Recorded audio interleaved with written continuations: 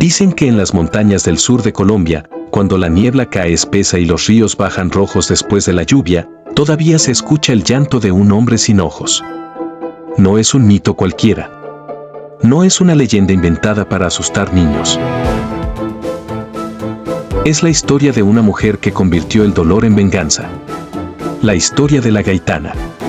Y esta noche vas a conocer la parte que los libros no cuentan. El fuego.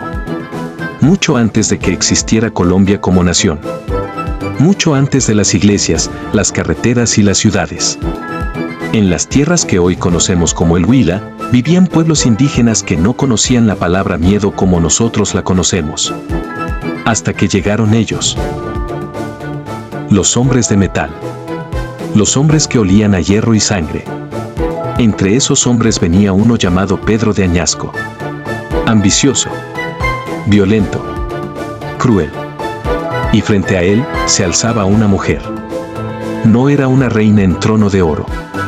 Era una madre. La cacica Gaitana. El castigo. Cuenta la historia que Pedro de Añasco exigió tributos imposibles. Oro. Comida. Mujeres. Pero el hijo de la Gaitana se negó. Se negó a arrodillarse. Y eso fue suficiente. Lo capturaron. Lo torturaron frente a su propio pueblo. Le quemaron la piel. Lo atravesaron con lanzas. Y lo ejecutaron para dar ejemplo. Dicen que obligaron a la Gaitana a presenciarlo. Dicen que no lloró. Pero hay algo que nadie menciona. Que cuando el cuerpo de su hijo cayó al suelo, la tierra tembló. La maldición. Esa noche, mientras el campamento español celebraba, una figura caminaba entre los árboles. No gritaba. No corría. Caminaba. Dicen que habló con los espíritus del bosque. Dicen que pidió fuerza. Pero otros dicen que ofreció algo a cambio. Porque desde esa noche ya no era solo una mujer. Era algo más. La cacería. La Gaitana reunió a cientos de guerreros. Pero no era solo guerra. Era ritual. Era furia. Era una promesa. Los emboscaron en la selva. Los caballos gritaban. Los hombres caían sin entender de dónde venían las flechas. Y entonces, capturaron a Pedro de Añasco. Vivo. Los ojos. Aquí es donde la historia se vuelve oscura. Más oscura de lo que enseñan en la escuela. Lo ataron. Lo arrastraron frente al pueblo. La Gaitana se acercó. No gritó. No lloró. Solo habló. Así como me obligaste a ver morir a mi hijo, ahora tú no volverás a ver nada. Y con sus propias manos le arrancó los ojos. Dicen que no usó cuchillo. Dicen que lo sacó con los dedos. Y que luego caminó varios días llevándolo encadenado, para que todos vieran lo que ocurre cuando se despierta la furia de una madre. Pero eso no es lo peor. Lo que nadie cuenta. Los registros españoles dicen que Añasco murió. Pero los relatos indígenas dicen otra cosa. Dicen que antes de morir, maldijo a la Gaitana. Dijo que su dolor nunca terminaría. Que quedaría atada a la tierra. Que su espíritu no descansaría. Y desde entonces, en las noches de luna roja, algunos campesinos del sur aseguran verla.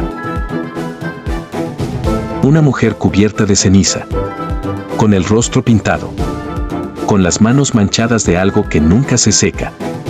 Sangre. Testimonios. Hay relatos modernos. Un campesino que desapareció tras burlarse de la historia.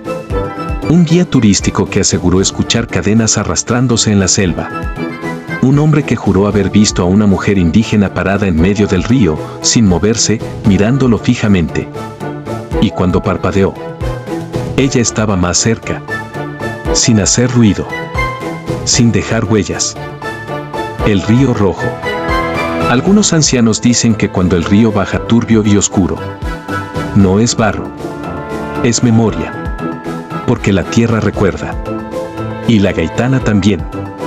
No protege, no perdona, solo observa, esperando. El susurro. Hay algo que muchos coinciden. No es una aparición silenciosa. Ella susurra. Y lo que susurra no es amenaza. Es pregunta.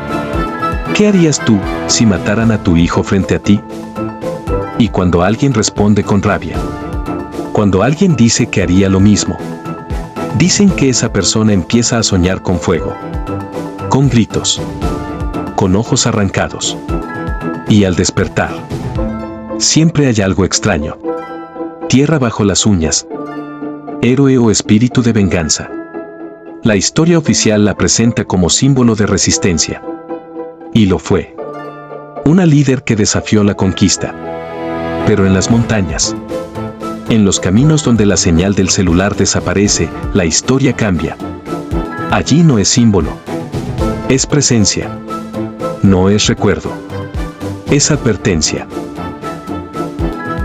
Si alguna vez visitas el sur de Colombia, si caminas por senderos solitarios y escuchas cadenas arrastrándose, no corras, no grites, no la desafíes, solo baja la mirada. Porque dicen que si la miras a los ojos, ella te mostrará exactamente lo que vio aquel día.